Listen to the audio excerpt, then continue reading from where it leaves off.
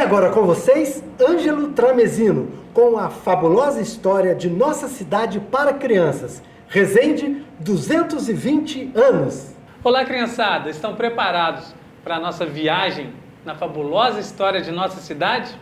Então vamos! Vamos para o sopé da Mantiqueira, entre a montanha e o rio Paraíba do Sul, onde vivia o nosso povo originário, o povo Puri. O povo Puri era um povo seminômade, que vivia entre a montanha e o rio, sempre em busca de frutos e de caça. Viviam da pesca também. Uma das sementes muito conhecida que eles consumiam era o pinhão, muito comum na região de Visconde de Mauá. Os Puri falavam a língua Kiwai-Tiquindo, do tronco linguístico Macro-G. Por exemplo, o peixe era Opê, jaguatirica, Que e gavião, Narim. Os Puris viviam aqui em harmonia com a natureza, como todo povo originário. Até que por volta de 1730 chegaram por essas bandas, vindo lá das bandas de Arioca, os exploradores de ouro que queriam avançar com a busca de pedras preciosas e também fazer as suas plantações. Chegaram aqui esses exploradores e fizeram um acampamento próximo de hoje temos o bairro Montese. Chegando lá, os Puris, é lógico, resistiram à chegada desses lusos brasileiros. Fizeram com que os lusos brasileiros atravessassem o rio. Chegando do outro lado do rio, eles fundaram o Arraiá de Campo Alegre. Em 1744, o padre Felipe Teixeira Pinto ergueu uma capela de pedra e barro, em homenagem a Nossa Senhora da Conceição. Estava assim fundado o Curato de Nossa Senhora da Conceição do Campo Alegre da Paraíba Nova. Nossa, que nome comprido, hein? O Curato foi se desenvolvendo e a capela foi elevada à categoria de matriz em 1756. E a localidade passou a se chamar Freguesia de Nossa Senhora da Conceição. Devido à boa localização entre as províncias do Rio de Janeiro, de São Paulo e de Minas Gerais, a freguesia se desenvolveu rapidamente com plantação de açúcar, de anil e diversas outras culturas, além da criação de gado. Em 1744, estimulados pelo Marquês de Lavradio, chegam em Resende as primeiras mudas de café. E o café logo tomou quase todas as nossas terras. Devido aos muitos conflitos entre indígenas e lusos brasileiros, em 1788 foi criado o aldeamento de São Luís Beltrão. Na região de hoje fica a Vila da Fumaça. Lá os índios ficaram confinados. Essa história tem um lado triste também, que é a questão indígena. O povo indígena foi escravizado e confinado no aldeamento. A sua cultura quase desapareceu. Mas ainda hoje, o povo Puri resiste na cidade e no campo. E diversos movimentos culturais trazem de volta aspectos culturais do povo Puri, como as suas crenças, a língua e seus hábitos. A freguesia desenvolveu rapidamente com a cultura do café. E logo ela se tornou vila. No dia 29 de setembro de 1801. Essa data você conhece, né? É quando a gente comemora o aniversário da cidade, naquela festa famosa chamada Exapicó. Foi nesse dia que o Conde de Resende, o vice-rei do Brasil, autorizou Fernando Dias Pais Leme a fundar na freguesia de Nossa Senhora da Conceição a Vila de Resende. Você sabia que Resende era tão importante na produção do café que a gente tinha até uma rainha do café? Era Maria Benedita Gonçalves Martins. Ela herdou do seu pai toda a fortuna do café. Um português conhecido como Manuel Carimbo. Ele tinha esse apelido porque ele não sabia ler nem escrever. Então ele assinava os documentos com um carimbo. É isso mesmo. Maria Benedita tinha várias fazendas, como a Fazenda Babilônia, na região da Boca do Leão, a Fazenda Penedo, hoje no município de Itatiaia. Ela era muito rica e tinha um casarão, o primeiro sobrado de Resende, na Praça Oliveira Botelho, onde hoje é um supermercado. Lá, ela serviu pela primeira vez em Resende o sorvete, numa festa do Divino. Ah, imagina como era tomar sorvete naquela época. Não tinha nem geladeira. Mas Maria Benedita era muito rica mesmo. Ela ajudava a trazer companhias internacionais para o Teatro Central, que também ficava ali na Praça Oliveira Botelho. Ela tinha uma banda de escravos. Era uma mulher realmente muito à frente do seu tempo. A cidade desenvolvendo, rica com café, se tornou cidade em 1858. Mais precisamente no dia 13 de julho de 1858. Você conhece essa data? 13 de julho de 1858, 29 de setembro de 1801, está lá no brasão da cidade. Vai conferir. Resende virou cidade, a cidade de Resende. Mas todo esse desenvolvimento também não é só alegria. A economia do café era impulsionada, carregada pela mão de obra escrava. O Brasil tem essa página triste na história. Milhares de africanos foram trazidos em navios negreiros para trabalhar aqui no Brasil. Desde o cultivo lá da cana-de-açúcar no Nordeste e também aqui no Vale do Paraíba, no plantio de café nas nossas fazendas. E a escravidão era muito triste, muito cruel, muito violenta. Os negros não tinham nenhuma liberdade, eram obrigados a trabalhar. E se algum deles não cumpriam suas tarefas ou tentava se libertar, eram castigados em praças públicas, nos chamados pelourinhos.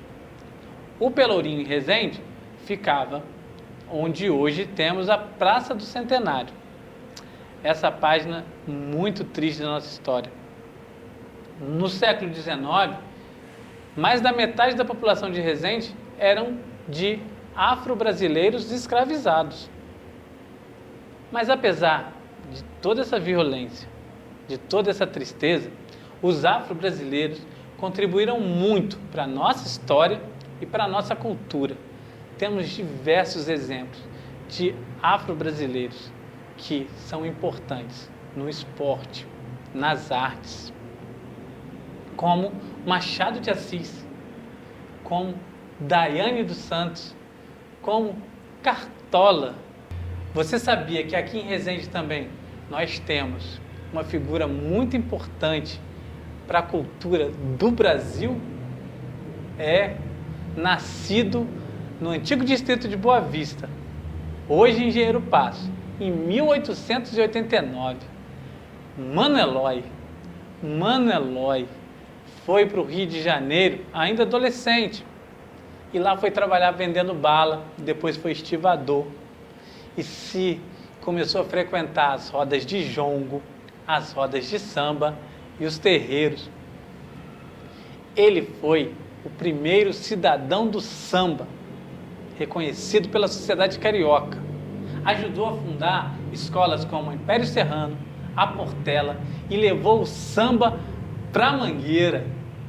Mano Eloy, nascido em Engenheiro Passo, em 1889. Voltando para o café, temos outro resendense muito importante na história do país. É o Luiz Pereira Barreto. Foi ele que, depois de estudar na Bélgica, voltou para Resende e desenvolveu uma semente de café, o café Bourbon, especialmente para as terras vermelhas do Oeste Paulista. Lá as sementes deram muito certo e a família Pereira Barreto levou praticamente todo o capital das fazendas do café do Vale do Paraíba para São Paulo. E São Paulo se tornaria uma potência econômica no Brasil. E o Pereira Barreto chegou a ser senador da República. Muito importante esse personagem. Além de biólogo, ele era médico e ocupou a Academia Brasileira de Medicina. O café era transportado no início com os tropeiros, no lombo das mulas. Você sabia que também ele chegou a ser transportado pelo Rio Paraíba do Sul? Com balsas e barcos que partiam lá da fazenda Itatiaia, ou no distrito de Campo Belo, hoje município de Itatiaia, até Barra do Piraí. Levava o café que de lá ia para o Rio de Janeiro para ser exportado. Mas, por volta de 1873, chega em Resende a Estrada de Ferro Dom Pedro I. A chegada da Estrada de Ferro um pouco tardia, porque o café já não era assim, tão vigoroso aqui em Resende, mas foi muito importante para o desenvolvimento da cidade. Com a estação central do Brasil, no bairro de Campos Elíseos, aquela região começou a desenvolver. E em 1905 foi inaugurado a Ponte Velha. Aquele símbolo maravilhoso da nossa cidade, aquela ponte vermelha, que é emoldurada com a Igreja da Matriz de um lado e com a Serra da Mantiqueira do outro. A Ponte Velha foi construída em 1905 e recebeu o nome de Nilo Peçanha, o então presidente do estado do Rio de Janeiro. Antes, a ponte era de madeira. Sim, de madeira. E com a cheia do Rio Paraíba do Sul, toda vez ela tinha que ser reconstruída. Com a construção da Ponte Velha, vindo da Bélgica, esse problema parou de acontecer. E a cidade foi crescendo. O café já não se produzia tanto porque as terras ficaram cansadas e as matas derrubadas. Resende passou a produzir um outro tipo de riqueza. Era o leite. Sim, Resende passou a ser uma cidade da agropecuária. E aquele território todo do café passou a ser ocupado pelos bois. Sim, os mineiros começaram a comprar as terras e introduzir o gado leiteiro. Muitas propriedades antes de café passaram a produzir o leite. Na década de 90, Resende era a maior bacia leiteira do estado do Rio de Janeiro e produzia mais de 110 mil litros de leite por dia.